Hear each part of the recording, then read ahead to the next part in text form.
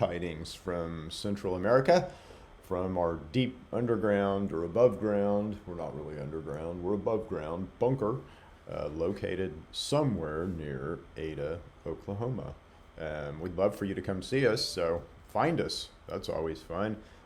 Find us and come see us. That's what we want. We want you to come in here so we can capture you and talk to you about everything that we talk about on Ship Talks and help you with your health. How does that sound? So we would love to see you here. So come on in. You can come to the underground bunker location at any time, and we would love to see you. Today we got an exciting topic. So most of us don't get real excited about pH, do we?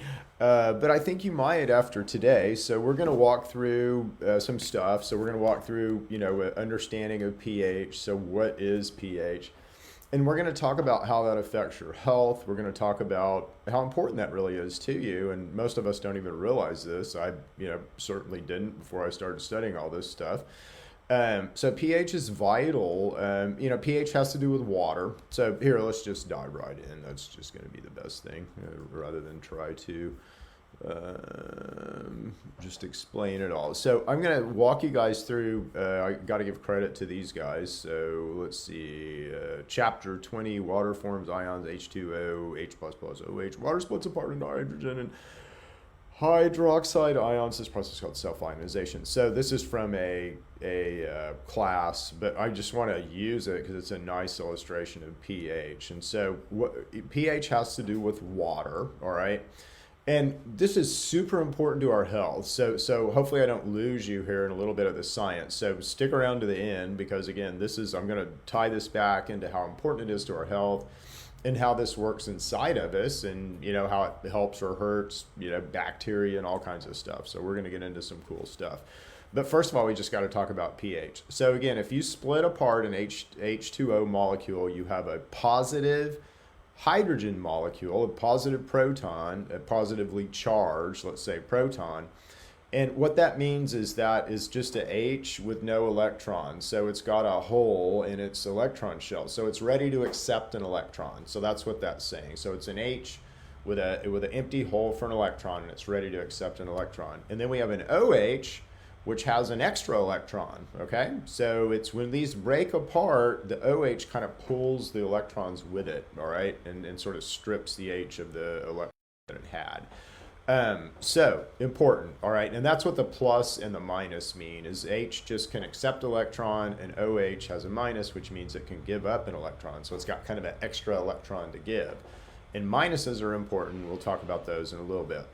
Okay, so pH stands for potential hydrogen. It is a measure of the hydrogen ion, H+, concentration in a solution. So water, is just H2O is going to be right here in the middle. The more just individual H's you have, the more acidic an environment's going to be. The more OH's you have, the more basic or alkaline that environment is going to be. An acid is a substance that increases the hydrogen ion concentration in a solution. Acids taste sour. Common acids include battery acid, stomach acid, lemon juice, tomatoes, vinegar, beer, wine. Interestingly, alcohol, is acidic. Rain, milk, urine, all right. Bases is something that reduces the H pluses, so they're on the other end. They're the higher than 7 stuff. Concentration of solution has a lot of OH ions, and that's the reason why it does, is it offsets the H's and they just create water, right? Bases taste bitter and feel slippery. So common bases include blood, seawater, Pepto-Bismol, Tums, soap, ammonia, bleach, oven cleaner. And we'll get into what some more bases are later.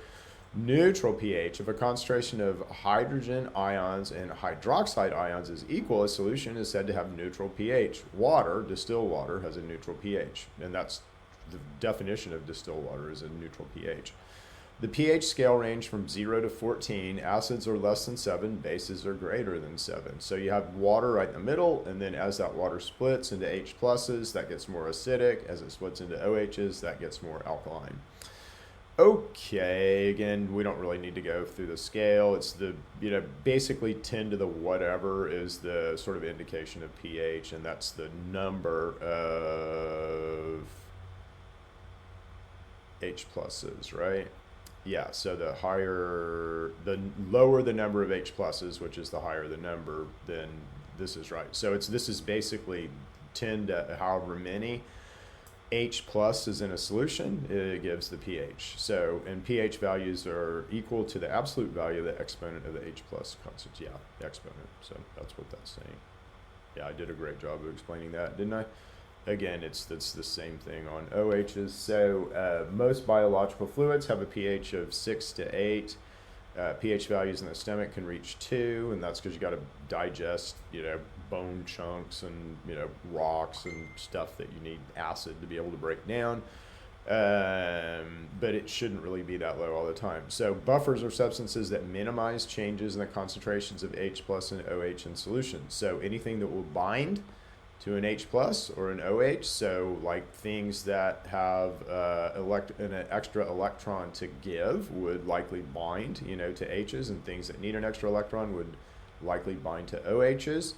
And so there's buffers that do that in your body that help sort of try to neutralize the, too high or too low of a pH. Okay, so that is all I wanted to cover for that. Again, how does this work with different surfaces? Well, it depends on basically the charge of the surface. And the nice thing about water itself, so H2O is charged, but it's sort of both positively charged and negatively charged because of the hydrogen and the OH atoms associated with it. And so it depends on the material, but like in a mineral, this is what this is over here on the left, you have, again, positive and negative charged things, and you're going to have the oxygens attracted to the minuses, and you're going to have the hydrogens attracted to the pluses. And so, again, that's just kind of how stuff works, and this is how they would configure up. In a metal is a little bit more organized, a little bit more tightly organized, and that's why metals are hard, because they're just more tightly organized. And again, you have pluses in metals, and those are going to attract the hydrogen side. And then in biomembranes, again, you're going to have a minus charged biomembrane that's going to be attracted to the O's, and so we can stick water to different things because of these charges, which is important. Okay, so do other things have charges? Yeah, I mean, salt is something that is charged. So you have a sodium ion that's positively charged. You have a chloride item or chlorine item that is negatively charged. It's chloride if it's negatively charged, but these things come together and they produce sodium chloride, which is called salt. You can dissolve salt in water because it will polarize, and again, this is what this looks like down here. So you have some salt with the positive, the Na plus thing that's called the cation, so positives are called cations, and again, those are going to attract the hydrogen side of the water, and then you have the negative over here, that's called the anion. And again, that's going to attract the oxygen side of stuff. So I know a little science, but I just want you to get the idea that we have these ions, and there's stuff that we hear about all the time, but they'll stick to water and they do things with water. And these guys definitely affect pH. Again, you can HCl, hydrochloric acid, right? So again, Cl is going to combine with H to up the pH, if that makes sense. So it's a buffer. Na will combine with OHs in certain circumstances to lower the pH. Okay, so why is this important? Well, basically we all run by mitochondrial cells. That's the engine inside of us. We don't have one engine, so we don't just have one V8, Hemi engine that runs us. We've got a gajillion little engines, and they exist in every eukaryotic cell, but they're called mitochondria. And there might be thousands of mitochondria. There are lots of mitochondria in your brown fat cells, and hopefully we all have a lot of brown fat cells because that's something that we really need. But we need, again, there's lots of mitochondria, let's say in brown fat, thousands, could be thousands of mitochondria in each cell. So how do these mitochondria produce energy? Well, it's through a situation called the proton pump, and by basically producing voltage by moving these ions around, okay? So H pluses are the mechanism of producing energy inside of you. So the fuel that's used is something called ATP, but the mechanism, the spark, if you will, the spark plug is H pluses, all right? So protons, you could call those as well. which is interesting, right? So an H plus is just a proton. It's just a single proton. So we all learned about cells in high school, right? We learned about neutrons and protons and electrons. Neutrons and protons are what's in a cell. Well, if I strip off all the electrons and strip off all the neutrons and I've just got one proton left, that's a hydrogen ion, okay? And everything's made of hydrogen ions. So everything's made of protons, aren't they? And again, these are just protons. This is called a proton pump, this whole situation. You guys can, study it. There's four reactions here that lead to energy. And this goes wrong in a lot of disease states, so it is something that's worthy to study. Mitochondria are, I think they're the philosopher's stone. I feel like, the understanding of a mitochondria is the understanding of everything.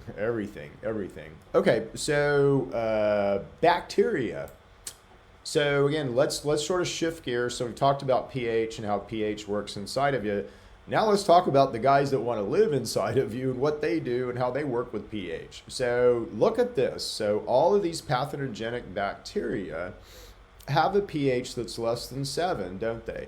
So these guys are all acidic. Now these guys I see in people all the time, all right? So you might not think that you have dysentery, but you've probably got the little Shigella guys in you somewhere, right? And we all do. And these guys will lay latent. They'll lay latent until, they have sort of an opportunistic time to expand their world. But point here is they like to live in acidic environments. So the bugs lack the acid.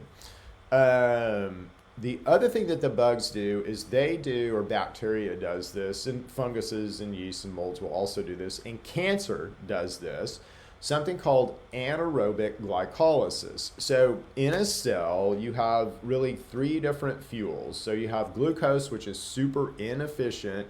It's not where we want to be, but it's our quick start mechanism. So like if a muscle gets ready to fire, it's going to start off on glucose, right? But as that muscle continues to fire, it's going to switch to a more efficient mode, which is burning fat, all right? But burning fat requires oxygen, so it has to have oxygen as substrate. You can burn glucose over here in every cell will run on glucose in any environment.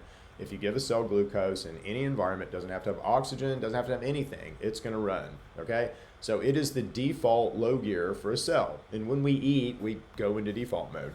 The sort of next gear is burning fat, and we're 50 times more efficient when we're burning fat. Well, when you get infected with something in the area where that infection is, and I mean, this could be a bacteria, it could be fungus, could be yeast, could be virus, could be parasite, roundworm, hookworm, all that stuff. So if you get infected in an area, what these guys want to do is they want to jump the cells in that area to be stuck over here running on glucose, because that advantages them. You're 50 times less powerful. You have 50 times less of an immune system is a way to think about it. So again, if I can stick cells in an area into this aerobic glycolysis, you're super vulnerable in that area. Now I can just dom you, in that area. And that's what these bugs do. So they get in and they basically change the metabolic state of cells. And this is the same thing that cancer does, okay? But this is called the Warburg effect, but it's also called anaerobic glycolysis. And cells shouldn't do it. And your cells, when they're in high growth mode, they will do this briefly, but it's sort of, they get stuck even in the presence of oxygen. So if I give your cells oxygen and sort of phosphorate AMPK, you're gonna run on fat, all right? These cells don't. I can phosphorate AMPK and I can give them oxygen and they stay stuck. They stay stuck in glucose mode. And again, it's probably because it advantages them because you don't have an immune system to do battle with them at that point. So very important though, this anaerobic glycolysis in bacteria, it's called the Warburg effect. I call it the bacterial hijack. And this is a pathology in almost every single disease. If you want to know why we say treat the cause, it's because we know about this. And this is, let's say it's not the cause, but it's part of the pathology of the cause. It's part of the, environment and mechanism of the cause of almost all disease. All right. So what happens when cells get stuck in this anaerobic glycolysis? Well, it's just like kind of muscle cells, all right? So they're going to produce a lot of lactic acid. And lactic acid is something that's going to create an acidic environment, again, which we've just seen bacteria like, right? So if I can get your pH to drop down, let's say in your gut, to the area where I like it, if I'm a bug, then that's very advantageous to me. Again, now I've sort of built my home inside of you, and I'm, putting the curtains on and all that stuff where it's nice and comfy and cozy, isn't it? And that's exactly what happens. Okay, so what is the pH of lactic acid? Well, it's pretty low. I mean, it's 4-ish. So, again, that's not good. If you have things inside of you that are producing a lot of lactic acid, that's going to overall make your environment more acidic, which is going to promote other bacteria. Okay, look at all these guys, all right? So again, these guys can all like this about 4, pH, right? Look at all the guys that live at 4 pH. And again, that's the situation that we create for them. Well, they create for themselves, let's say, as they hijack us. We can create this situation inside of us, drink. I'll show you in a second how we do this to ourselves. Okay, so this is something called cell membrane potential, all right? And so, how permeable, meaning porous, your cells are to stuff is super important. You don't want your cells real porous, right? So we don't want a bunch of bacteria in and out of every cell. We don't want a bunch of, gunk in and out of every cell. If that starts happening, that cell's going to get sick and that cell's going to die. So we want a strong, basically non-porous membrane. Well, the way that that's measured in science is something called cell membrane potential. And the way that that happens is through these ions, okay? So if you look here, you've got gradients, again, that can happen. And again, like pluses over here are attracted to pluses. I'm looking at the graph on the left, and they're repelled by minuses, all right? So the only way to basically get these NAs inside of a cell, inside that cell where it's negative, is to have some kind of a receptor, is to have some kind of a transport mechanism. And that's exactly what happens. And so what we want is these strong cell membranes, but we want good transport systems to be able to have the cells work. Now, why do we want that? Oh, well, here's another example. And again, this is just with H pluses. So this is, you could think of this as acidic in a way, but it doesn't really, it's not, this is inside of your cell, and this is really used, these proton pumps are used really more for energy and fuel, okay? But, strictly speaking, they are just like a battery. I mean, we know that we have battery acid. Batteries use acid to be able to sort of create this potential. And this is exactly this is the energy sort of pump inside of you and how you generate energy inside of mitochondria. Okay, but back to membrane potential. So the membrane potential is super duper important. So let me just read you this. Membrane potential is generated due to the different ion content inside and outside a cell, okay? And it is linked to ATP, so it's linked to this whole energy mechanism and mitochondrial energy making, ATP formation. Only live cells are able to maintain membrane potential. So what does it mean to be alive? Strong membrane potential. Is there a continuum there between life and death? Absolutely, there is a continuum. Can that continuum be measured? Yes, that's what we do right now. Can that continuum be altered? Yes, there's absolutely ways to alter that whole situation. So if you're over here close to death, there's a way to begin to alter your membrane potential to tighten up your cells. Again, healthy cells lead to healthy you. It's just the way that it works. Unhealthy cells lead to a sick you, all right? So it's all really comes down to a cell. I'll tell a funny story sometime. I knew I'd have to get into cellular mechanics at some point when I started studying the endocannabinoid system. Here we are, right in the middle of all of them. But anyway, membrane potential is sort of a definition of life, and it's also a definition of health. So important, and again, this has to do with pH, all right? Okay, so what is the pH of urine? Now, why am I bringing this up? Ooh, gross, urine. Well, again, I'm going to make it even grosser for you. I want you to pH test your urine, okay? So I really do. I want you to begin to pH testing your urine. And the more acidic you are, the sicker you are. And I can almost guarantee you that this will be the case. The more, oh, let me say that again. The more acidic, so the lower your pH, the more sort of in crisis your body is. Why? Because you've got a bunch of bugs inside of you that are making a bunch of lactic acid that's causing your pH to be low.